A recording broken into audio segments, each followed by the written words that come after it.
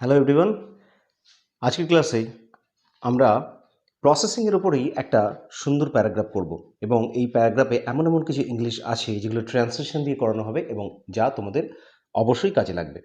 আগেও আমাদের এই ক্লাসে তোমরা প্রসেসিং অনেক শিখেছো, দেখেছো। তো আজকের প্রসেসিংটা হচ্ছে রাইস প্রিপারেশন, মানে ভাত রান্না যে আমরা করি সেই ভাত রান্নার উপরে একটা প্রসেসিং আছে। খুবই কমন এবং অনেক কাজে লাগার মতো ইংলিশ তোমরা পাবে। তো চলো স্টার্ট করা যাক এই প্রসেসিংটা। প্রথম ট্রান্সলেশনটা দেখো, ভাত আমাদের প্রধান খাদ্য তালিকার মধ্যে একটা। এখানে রাইস একটা জিনিসকে বোঝানো হচ্ছে, অর্থাৎ অন্যান্য যে সমস্ত খাবারের তালিকাগুলো রয়েছে, খাবারের জিনিসগুলো রয়েছে বা ফুড আইটেমসগুলো, সেইগুলোর মধ্যে রাইস একটা। তাহলে সেন্টেন্সটা আমরা এভাবে লিখব, rice is one of our main food items. এখানে কিন্তু অনেকেরই মনে প্রশ্ন সন্দেহ থাকতে পারে বা অনেক ক্ষেত্রে আমাদের যেটা করতে গিয়ে ভুল হয়, এই যে রাইস ইজ ওয়ান, এই যে ওয়ান কথাটা আছে আর ইজ আছে তার আগে, মানে একটা সিঙ্গুলার জিনিসকে বোঝানো হচ্ছে। আর ঠিক তারপরেই দেখো of our main food items, এখানে এস আছে, কিন্তু তার সাথেও এখানে রাইস ইজ হলো একটা বোঝাচ্ছে। মানে এখানে এই যে অন্যান্য আমাদের যে খাদ্যের তালিকাগুলো আছে, খাদ্যের জিনিসগুলো আছে, সেইগুলোর মধ্যে রাইস একটা বা ভাত একটা, সেই একটা জিনিসকে বোঝানো হচ্ছে বলে এখানে ওয়ান করা হলো। এবং এই রাইসটাকে মেনশন করা হচ্ছে বলে এখানে কিন্তু এই ইজ কথাটা সিঙ্গুলার হিসেবে ব্যবহার করা হলো, কোনো প্লুরাল এখানে বোঝাচ্ছে না। পরের সেন্টেন্স, ভাত প্রস্তুতি একটি অত্যন্ত সহজ প্রক্রিয়া। এই সেন্টেন্সটা দেখো, preparation of rice is a very easy process. Preparation of rice, preparation মানে হচ্ছে পদ্ধতিটা, মানে তৈরি করার যে পদ্ধতি সেটাকে বলা হচ্ছে। তাহলে প্রিপারেশন অফ রাইস কথাটার মানে হচ্ছে ভাত তৈরির যে প্রক্রিয়া সেটা। সিঙ্গুলার বলে এখানে একটা ইজ ব্যবহার করা হয়েছে। তাহলে rice is a very easy process, একটা সহজ প্রক্রিয়া। পরের সেন্টেন্স দেখো, প্রথমে পরিমাণ মতো চাল নেওয়া হয়। At first required amount of rice is taken in a bowl. এই সেন্টেন্সটা কিন্তু প্যাসিভ ভয়েসে আছে। রিকোয়ার্ড অ্যামাউন্ট মানে হচ্ছে প্রয়োজন মতো, প্রয়োজনীয় বা যতটা লাগবে ততটা, অফ রাইস মানে ভাতের বা চালের ততটাই অংশ যতটা প্রয়োজন, ইজ টেকেন, এই যে কথাটা এখানে আছে, এই যে রিকোয়ার্ড অ্যামাউন্ট অফ রাইস, এই জিনিসটাকে একটা জিনিস বোঝাচ্ছে, টোটাল এই জিনিসটা, সেটা দরকার বলে এখানে প্যাসিভে আছে বলে লেখা হলো ইজ টেকেন ইন এ বোল, একটা বাটির মধ্যে নেওয়া হলো। এরপর চাল ভালোভাবে ধোয়া হয়। Then the rice is cleaned or washed with water.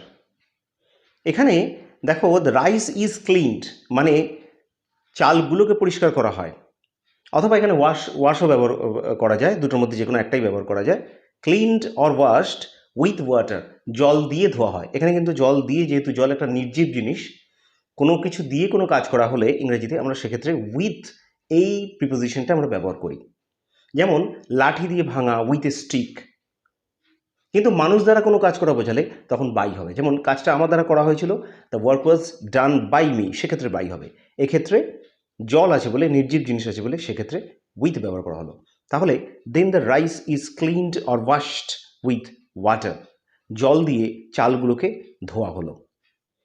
তারপরে দেখো, তারপর একটা পাত্রে জল নেওয়া হয়, ওই পাত্রে ভেজা চালটাকে ঢালা হয়। এই ইংলিশটা দেখো, দেন ওয়াটার ইজ টেকেন, এই দেন মানে তারপরে, ওয়াটার ইজ টেকেন মানে জলকে নেওয়া হয়। এখানে এটা প্যাসিভে করা হয়েছে, জলকে নেওয়া হয়, সে কারণে water is taken in A container. কোথায় না, একটা পাত্রের মধ্যে, কন্টেনার মানে পাত্র। ঠিক তারপরে সেন্টেন্সটার আরেকটা পার্ট রয়েছে অ্যান্ড, এবং আর কি করা হয়, the wet rice is poured into that container. Wet rice কথাটার মানে হচ্ছে ভিজে চাল, সেই ভিজে চালকে কী করা হয়, এটাও কিন্তু প্যাসিভে আছে, ইজ পোর্ড। পোর মানে কথাটা হচ্ছে ঢালা। যখন ইংরেজিতে আমরা চলন্ত জিনিস, উপর থেকে নিচে কোনো জিনিস পড়ে বা ঢালা হয়, তখন সেক্ষেত্রে আমরা ইনটু ব্যবহার করি। যা ঠিক যেরকমই এক ঘর থেকে আরেক ঘরে দৌড়ে গেলে আমরা রান ইনটু কথাটা ব্যবহার করবো, কিন্তু রান ইন নয়। ঠিক তেমনই ওপর থেকে নিচে ঢালা হচ্ছে চালটাকে, সেই জন্য এখানে পোর্ড ইনটু মানে ঢালা হলো দ্যাট কন্টেনার, ওই কন্টেনারটাতে বা পাত্রের মধ্যে।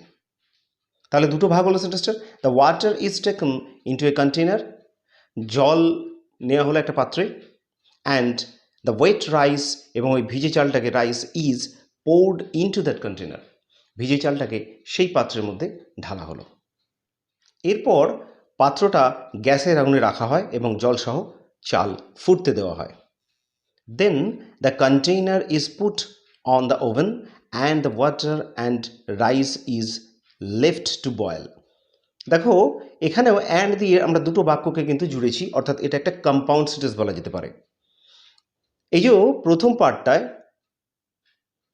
দেন the container is put on the oven, কন্টেনারটাকে রাখা হলো, এখানেও কিন্তু এটা প্যাসিভে আছে, রাখা হলো, is put on the oven and the water and rice, এখানে কিন্তু দুটো জিনিস আছে, ভাতটা এবং চালটা, water and rice is left to boil. আচ্ছা, দুটো জিনিস আছে বলে এখানে প্রশ্ন আসতে পারে কেন ইজ হলো। ঠিক আগে আমি যেমন বলেছিলাম যে একক জিনিস যখন আমরা ধরছি, মানে চালটা আর জলটা দুটো কিন্তু একই জায়গায় হয়ে গেল, একই নির্জীব বস্তুতে হচ্ছে এবং এটাকে ওইভাবে গোনা যায় না। তাহলে যে জিনিসটা গোনা যায় না সেটাকে একসাথে আমরা ধরলেও আমরা ধরবো সেটা সিঙ্গুলার নাউন, সে কারণে এখানে এটা সিঙ্গুলার হিসেবেই গণ্য করা হলো। তাই লেখা হলো then the container is put on the oven, কন্টেনারটাকে ওভেনে রাখা হলো, and the water and rice is left to boil, এবং জলটা এবং চালটাকে লেফট টু বয়েল, লেফট মানে ছেড়ে দেওয়া হলো, রেখে দেওয়া হলো, টু বয়েল মানে ফুটতে। আমরা জানি তে কথাটা ইংরেজিতে এলে সেক্ষেত্রে আমরা বাংলা যদি তে আসে তাহলে সেক্ষেত্রে আমরা সেটা ইংরেজিতে টু ব্যবহার করি, তাই এখানে একটা টু ব্যবহার করা হলো। তারপর দেখো চাল সহ জল ফুটতে 20 থেকে 25 মিনিট সময় দেওয়া হয়। The water with rice is left for 20 to 20 minutes to boil. আচ্ছা, এখানে একটা ব্যাপার আছে, ওয়াটার, এই যে কথাটা ওয়াটার উইথ রাইস, জলটা চালের সাথে, দুটো একসঙ্গে জিনিসকে বোঝাচ্ছে যে ওই জলটাকে ফুটতে দেওয়া হলো যেটার মধ্যে চালটা রয়েছে। তাহলে ওয়াটার উইথ রাইস, যেহেতু এই ওয়াটার কথাটাকে জোর দেওয়া হচ্ছে তাহলে কিন্তু এর সাথে রাইস কথাটা থাকলেও কিন্তু দুটো প্লুরাল বোঝাবে না। এই ওয়াটার কথাটা যে ভার্বকে ক্যারি করবে ঠিক তার পরের কথাটা একই ভার্বকে ক্যারি করবে, মানে ওয়াটার উইথ রাইস মানে দুটো জিনিস নয়, একটাই জিনিস, ওয়াটারের উপরে জোর দিতে হবে। সে কারণে কিন্তু দেখো এখানে ইজ কথাটা ব্যবহার করা হয়েছে, অর্থাৎ সিঙ্গুলার ভার্বকে ব্যবহার করা হয়েছে, বি ভার্বের সিঙ্গুলার ফর্মটাকে ব্যবহার করা হয়েছে। তাহলে the water with rice is left for 20 to 20 minutes to boil, 20 থেকে 25 মিনিট অবধি জলকে চালের সাথে ফুটতে দেওয়া হলো। ভাত যখন ফুটে ওঠে তখন মিশ্রণটি থেকে জল ঝরানো হয়। When the rice is fully boiled, the mixture is strained. এখানেও কিন্তু দেখো প্যাসিভ ভয়েসে করা হচ্ছে। তোমরা জানো যে প্রসেস রাইটিং যখন করা হয় তখন আমরা সেটা প্যাসিভ ভয়েসেই করে থাকি সব কিছু। প্যাসিভ ভয়েসের ব্যাপারে যদি কোনো বুঝতে প্রয়োজন থাকে তাহলে তোমরা আমাকে অবশ্যই লিখে পাঠাতে পারো কমেন্টসে। আমি ভয়েস চেঞ্জ নিয়ে একটা আলাদা ক্লাসে আমার আলোচনা করব। তো এখানে এই যে সেন্টেন্সটা when the rice is fully boiled, মানে যখন ভাতটা পুরোপুরি ফুটে গেল, the mixture is strained, mixture বলতে বোঝাচ্ছে ভাতের সাথে যে জলটা মিশে আছে সেটাকে স্ট্রেইনড, স্ট্রেইনড কথাটার মানে হচ্ছে ছাঁকা, ছেঁকে বের করা হলো। তারপরে সেন্টেন্স দেখো, এইভাবে অতিরিক্ত জল ঝরে যায় এবং শেষে গরম ভাত পড়ে থাকে। In this way the water is strained and finally the rice is left. এইভাবে অতিরিক্ত জলটাকে ছেঁকে নেওয়া হলো এবং শেষে ভাতটা পড়ে থাকলো।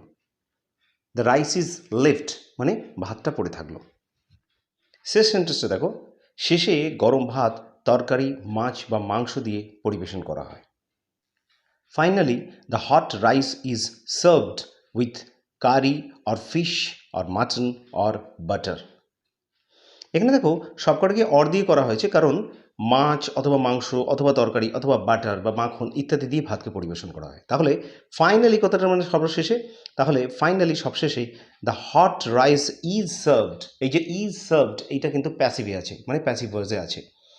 তাহলে the hot rice is served with, কিসের সাথে না, with curry or fish or mutton or butter, অর্থাৎ তরকারি, মাছ, মাংস অথবা বাটার বা মাখন দিয়ে ভাতকে গরম গরম পরিবেশন করা হয়। তো স্টুডেন্টসরা আজকের ক্লাস ছিল এতটুকুই। আশা করি এই যে প্রসেসিংটা হলো, এই প্রসেসিংটা তোমাদের স্কুল, কলেজ বা অন্যান্য জায়গায় বা অফিসেও বিভিন্ন রকম জিনিস লিখতে অনেকেরই সাহায্য করবে। ভিডিওটা যদি ভালো লেগে থাকে তাহলে লাইক করো, শেয়ার করো, আর অবশ্যই কমেন্টসে লিখে জানিও যেগুলো তোমাদের কেমন লাগছে। তাহলে সেই অনুযায়ী আমি নতুন নতুন ম্যাটেরিয়ালকে আপডেট করতে পারবো তোমাদেরই সুবিধার জন্য। আজকের মতো এটুকুই। আবার দেখা হচ্ছে নেক্সট ক্লাসে।